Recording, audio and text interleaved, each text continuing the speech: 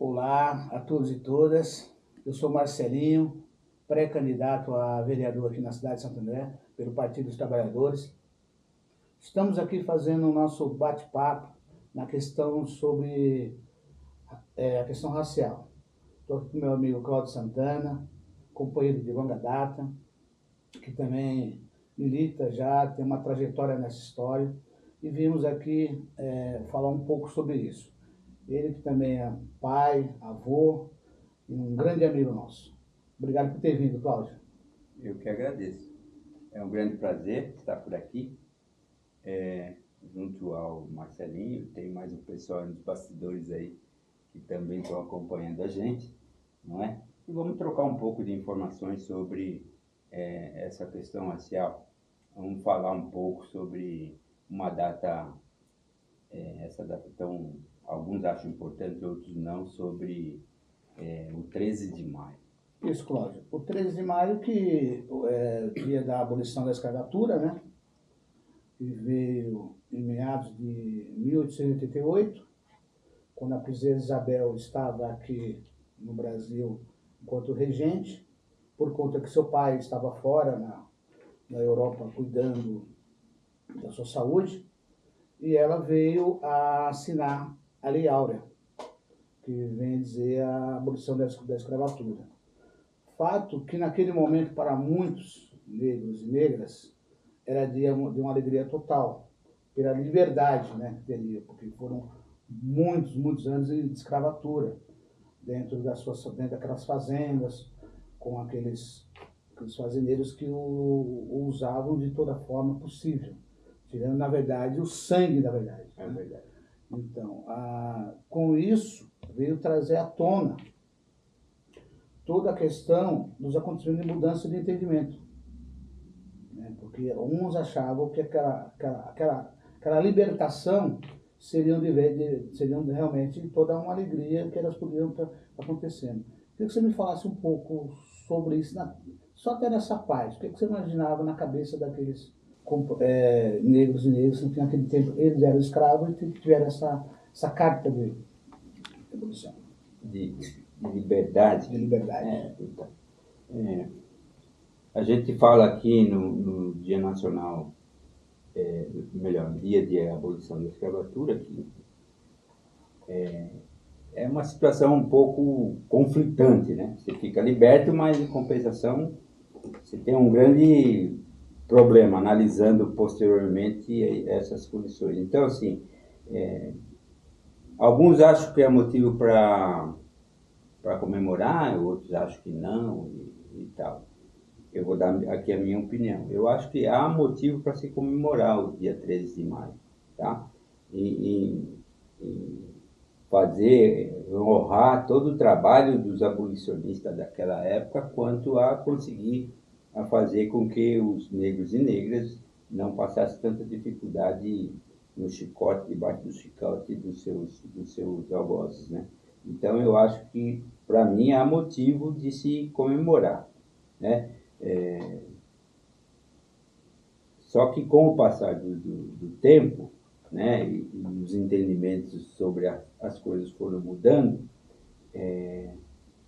parte desses envolvidas, que eram homens negros e mulheres negras, achavam que era importante fazer um protesto, né? De falar sobre as dificuldades que eles passavam, as mazelas que aconteciam na vida deles. Eles achavam que na escravatura sofria, apanhava, mas compensação você tinha um teto, você dormia, você ficava tranquilo. Na libertação, pensando que fosse importante, eles ficaram relento, porque foram retirados, praticamente expulsos da fazenda onde eles estavam trabalhando, e aí eles ficaram sem casa, sem moradia, sem alimentação, sem nada. Então, assim, em alguns momentos eram bons, e em outros momentos não. Para um povo era bom, o povo branco era bom, e o povo negro era ruim. Então, é uma situação um tanto quanto complexa isso. Mas estamos aqui hoje numa outra condição e tal. Mas em cima disso, Cláudio, na questão do 13 de maio, que ela foi determinada como o dia da abolição da escravatura. No decorrer, com todos esses acontecimentos naquela época, aí veio meados de uma... Aí vem para alguns fatos mais recentes, que veio a ditadura, aí teve a questão da data, ser alusiva ao dia 20 de novembro, em relação à morte do líder Zumbi dos Palmares. Né? Então ficou-se uma questão para muitos que acompanham essa questão do movimento negro, negras, a definição do dia 13 com o dia 20. Existe alguma coisa assim que ficou ainda meio... Na realidade, Marcelinho, é a questão de entendimento e compreensão do que é. Para o povo negro é uma coisa, para o povo branco é outra coisa. Você entendeu? Então, assim, na época, então isso aconteceu, a libertação dos escravos, ou a abolição da escravatura, foi em 1888. A partir de 1970, os entendimentos foram mudando e tal, então essa data ela ficou esquecida. Por quê? Porque os negros daquela época, junto com os abolicionistas, eles tinham a ideia de que, assim, o protagonismo da libertação não ficou na luta deles, no trabalho deles, entendeu? Ele ficou só por questão da princesa Isabel. Só que muitas coisas aconteceram antes. Por exemplo, a Lei do Ventre Livre foi sancionada em 1871. Depois disso, em 1885, né, teve uma lei lançada que foi apelidada de Lei do Sexagenário, que libertava negros e negras a partir que ele completasse 60 anos de idade. Né? E a abolição da escravatura foi em 88, quer dizer, muitos negros e negras, as crianças, né, os jovens e os idosos já estavam libertos, estavam livres. Então, assim, não foi um grande feito da princesa Isabel. Tinha toda uma pressão que culminou nela assinar essa lei. Então, os negros e negras vendo isso, eles acharam melhor lançar uma data em que homenageavam, em que lançava a luz sobre um herói que fosse negro, né? Que é Zumbi dos Palmares, pela sua luta e pela proteção de outros jovens, de outros negros e negras fugidos e tal, que foram para o quilombo dos Palmares. E todas as lutas dos outros, inclusive desses abolicionistas. Mas os abolicionistas eram alguns mestiços, outros negros mesmo, que tinham o privilégio de comprar a sua liberdade. Porque existiam negros e negras que conseguiam comprar a sua liberdade. Tem uma parte na história, com a vinda da Carta de Libertação dos Escravos, naquela época os fazendeiros eles começaram a contratar, né, estrangeiros, uma boa parcela deles italianos, e a partir, no caso, diferente dos negros e negras, eles serem remunerados. E o que acontece? Então, para os negros e negras daquela época, o que foi dado? Para eles dar a carta de libertação aos negros, dizer assim, ó, é a sua alforria, a sua liberdade, daqui para frente ande com suas próprias pernas. É isso. Só que tem alguma coisa que eu acredito que nosso movimento, nossos negros e negras, e tem muitos brancos e brancas também que defendem essa causa, que ainda tem muita coisa a ser reparada sobre isso. Eu queria que você falasse um pouco sobre essa questão dessa reparação e se ao longo do tempo, o que é que isso foi minimizado ou não foi feito nada? Não, foi feito bastante coisa e ainda está se fazendo, não é? Ainda está se fazendo. Com a questão da Carta de Libertação da Escravatura, os brancos, os escravocratas, eles ficavam com as terras, mas eles não tinham a mão de obra. Só que, assim, no pensamento deles, como eles trabalhavam sempre escravizando os negros, sem pagar, eles davam parte da moradia, alimentação, mas eles não pagavam em dinheiro, não é? E eles, sendo libertos, para eles voltarem a trabalhar, eles teriam que trabalhar. Então, na cabeça deles, isso não era inconcebível. Tá? E, além disso, o Estado brasileiro, e não os fazendeiros, os escravocratas, eles recebiam um valor porque eles iam perder,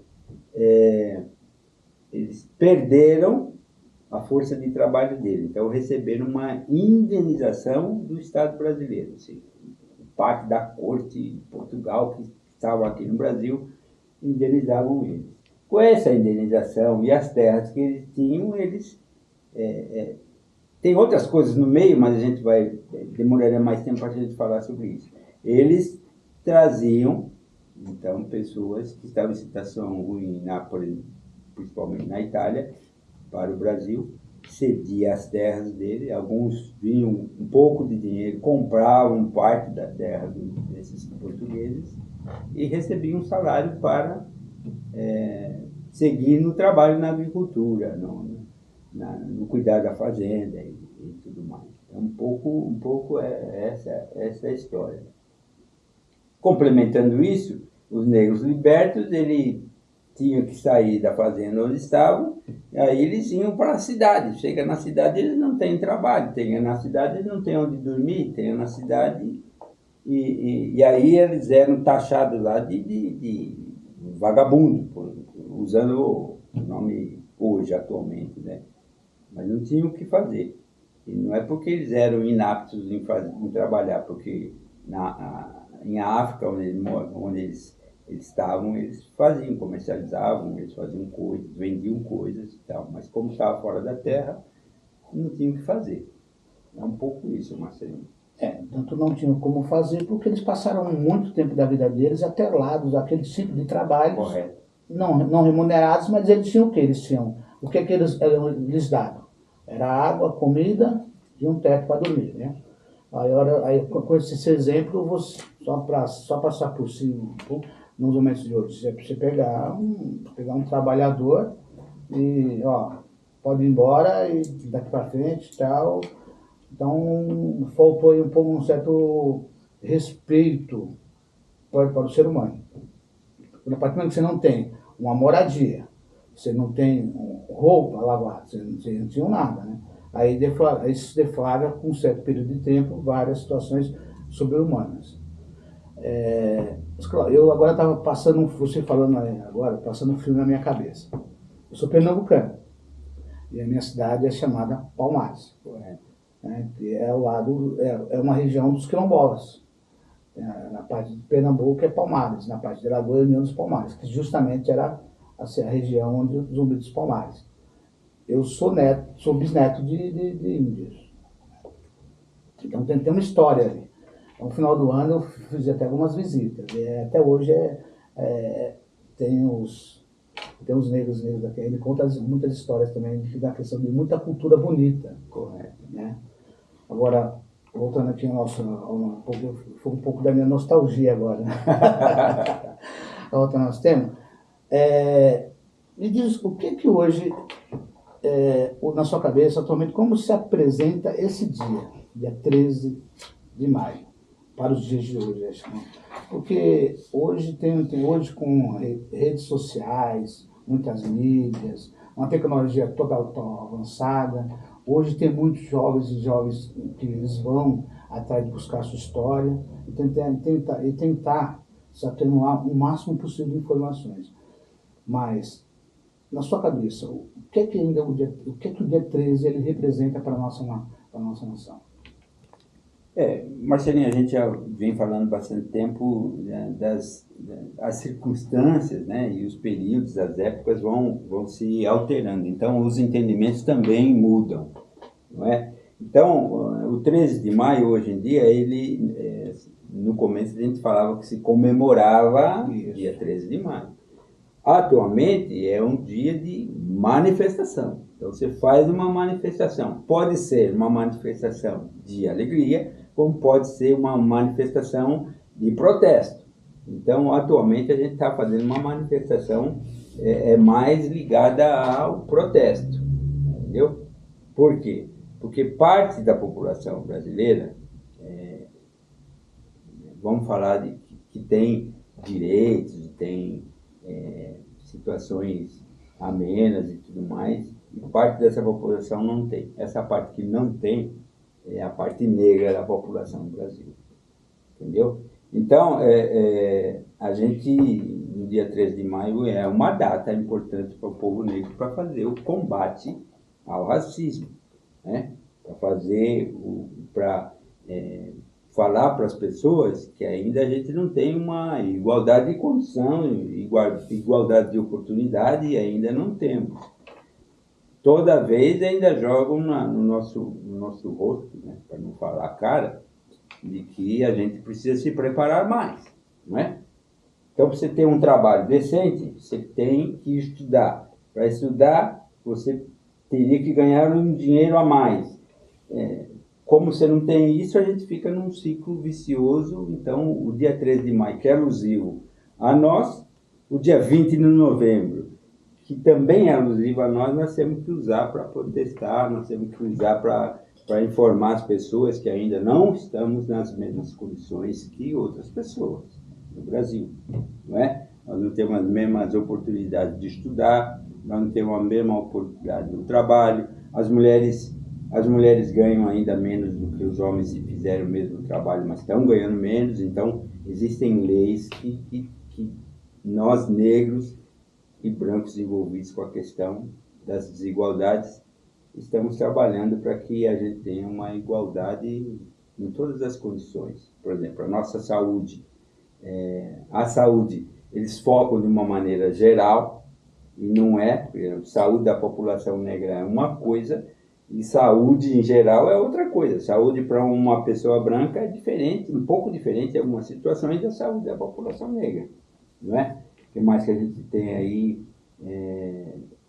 de diferente? Ao decorrer dos anos também foi criado várias leis que nos beneficiam. Por exemplo, o Estatuto da Igualdade Racial. Sim. É uma lei que nos beneficia, tá certo? Lá está colocado coisas que aconteceram depois também, que está lembrado no Estatuto, que é a Lei 10.639 a 11.145, que fala de trazer para o universo o conhecimento e o estudo sobre a África e os afro-brasileiros, não é? Conhecer um pouco, todo mundo conhecer um pouco da história indígena, porque assim, tudo isso a gente precisa conhecer para a gente viver melhor, para a gente ter uma cidadania melhor, para a gente ter um trabalho melhor, para a gente morar decentemente. Então, tudo isso está envolvido nesse longo trabalho do movimento negro e movimento das pessoas envolvidas, os não negros envolvidos com a questão racial. Nesta luta dos movimentos negros e negras, a gente também tem que se atenuar e lembrar, e parabenizar também, né, que no governo Lula, nos primeiros mandatos do governo Lula, veio a Secretaria de Igualdade Racial, né, que teve um amplo debate a nível nacional, a nível de várias universidades, os movimentos locais, e nisso foi criado alguns pontos positivos que avançaram, e uma deles foi a questão que veio também, a questão das cotas, que muitas pessoas não têm o entendimento o que é as cotas, né? Porque acham que por que tem que ter cota para isso, cota para negro, essas coisas. Mas eu penso, Cláudio, na minha humilde opinião, que isso também é uma reparação no decorrer, porque não é porque porque as dificuldades que nós tivemos ao longo do tempo não dava essas condições que você falou. A questão do estudo, do trabalho, porque as oportunidades foram sempre diferenciadas. Exatamente. Né? O amplo não era para nós. Então, eu só um fato que essa questão das cotas também veio favorecer a todos e todas. Porque aí você consegue dar condições àqueles que estão capacitados ter a oportunidade de estar estudando na universidade pública e daí ter uma profissão onde ele possa, dentro do seu vários campos, tá cuidando tanto da família como de outros segmentos também. Aí eu queria entender o que você acha sobre essa questão das cotas. Eu acho, você lembrou bem, a questão do governo Lula, de Lula ter logrado isso em se tornar um presidente, essas coisas ajudaram bastante. Assim, os focos foram regulados. Como eu digo, dentro do movimento negro a gente tem muito esse debate de como é. Vamos falar, por exemplo, da saúde. Só que a saúde não tem que ser ela não tem que ser a geral, porque assim, se focar de um outro jeito, de um outro olhar, é outra coisa que a gente está vendo, né? Então, assim, no governo Lula, todas as pessoas envolvidas lá no governo, para a gente tratar, por exemplo, o movimento negro tem uma frase que ele diz assim: vamos tratar desigualmente os desiguais. Então, se parte da população brasileira, a população negra, tem menos escolaridades, a gente tem que pôr mais escola para quem tem menos. Então, a região, por exemplo, do Nordeste tem pouca escola, portanto, as pessoas que normalmente, as negras, moram mais para o Nordeste, tem que ter mais escolas lá, porque eles têm dificuldade nisso, eles têm desigualdade, porque a gente tem que viver nas mesmas condições. Então, a universidade e a faculdade é isso. Tem outras coisas, por exemplo, escolas técnicas, né? Também foi uma coisa que veio revitalizada dentro do governo Lula, né? Ele trouxe e fez mais escolas técnicas, porque a escola técnica leva você direto para um trabalho. E você sendo melhor qualificado, consequentemente, você vai ter um melhor trabalho. A escola convencional é muita teoria, pouca prática. A escola técnica é mais teoria e prática quase que ao mesmo tempo. Por exemplo, vamos falar assim uma coisa que você conhece e até já participou, que é o Senai. O Senai é uma escola para trabalhadores. Então ela te dá a parte teórica, mas também te dá a parte prática e técnica. Então, isso dentro do governo Lula foi um grande avanço. 2024, de 1888, ainda há muito a se comemorar no 13 de maio? Se há muita coisa a comemorar, muita coisa não se comemora também, né? Porque assim, mas a gente tem que falar sobre isso. No Brasil a gente tem muito, e principalmente de um lado da população, tem muitas histórias que não são contadas. Então, o 13 de maio é um fato que ninguém pode negar, ele aconteceu. E a gente tem que lembrar isso e relembrar isso, e exaltar a luta dos abolicionistas daquela época. Então, eu acho que, assim, tendo entendimento ou não, a gente tem que fazer o comentário sobre o 13 de maio. Tá, né? Eu acho que a gente tem que fazer Estamos falando do 13 de maio porque ele está aí, né, se aproximando, ele está na comemoração e tal, e a gente, enquanto negros e negras, temos que sempre lembrar um pouco da nossa história. Existe um fator bastante diferenciado no viver, por exemplo, a nossa, vindo da África, a nossa maneira de tocar a vida é dentro da oralidade. Então, quando você não fala, outra pessoa não sabe. A parte ocidental, ela trabalha dentro da escrita. Então, assim, o cara escreveu, daqui um século, 133 anos, alguém leu. Mas Pro nosso lado, não. O cara foi falado há 1888, há 133 anos. Quem nasceu, quem tiver 20 anos hoje, nem sabe o que é 13 de maio, o que significa. Vocês falam tanto, mas o que significa? Então é bom a gente sempre lembrar. Ótimo. E falar sobre isso. E o Cláudio Santana, com esses seus anseios e essa história guardada tudo, hoje, para os tempos atuais, nós estamos aí prestes a uma eleição. O que na sua cabeça, Cláudio, você acredita que em relação a políticas públicas que a gente possa, já se fala, se possa, não coletivo, o que é que você acha que você acredita que pode ser feito, na sua opinião? Você, Sim. a gente falou um pouco sobre das desigualdades e as faltas de oportunidade. Então, precisamos, somos mais de 53% da população do Brasil. Mais de 53% de negros e negras. Só que precisamos estar em todos os lugares, não é? Então, precisamos ter pessoas como Marcelinho e outros e outras na Câmara do município de Santo André, né? Para tocar uma parte, porque se você não tocar a parte, se você não gostar de você, então se você não tocar a parte do negro e da negra, ninguém vai ganhar nada, vai avançar. Então as condições continuam sendo desiguais. Se você, enquanto um pré-candidato a vereador, não lutar para se ter uma política de trabalho que contemple a parte negra, né? Os nossos netos, os nossos filhos, vão viver sempre em condições precárias. Então é um pouco isso. Eu acho que devemos estar em vários lugares, devemos estar na enfermagem dos hospitais, nas maternidades, cuidando de quem vai nascer, do futuro, né? Porque o futuro é quem está para nascer. E eles têm que nascer em boas condições e com bom conhecimento das coisas.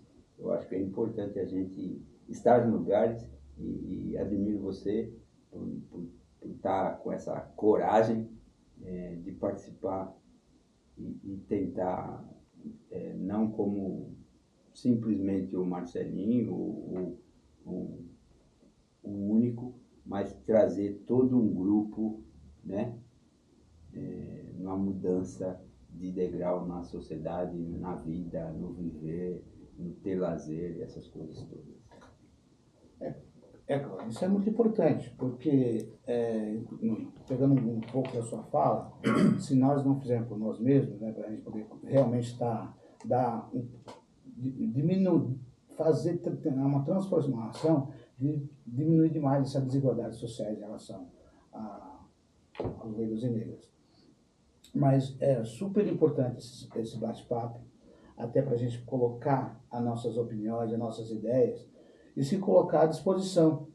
O nosso coletivo é um coletivo que debate realmente a política, e estamos aqui. Eu estou muito feliz, primeiro por você estar junto, você que é uma pessoa que eu respeito muito, a sua história, Cláudio. Eu, enquanto seu amigo, enquanto militante dessa causa, eu quero estar sempre com você ao seu lado.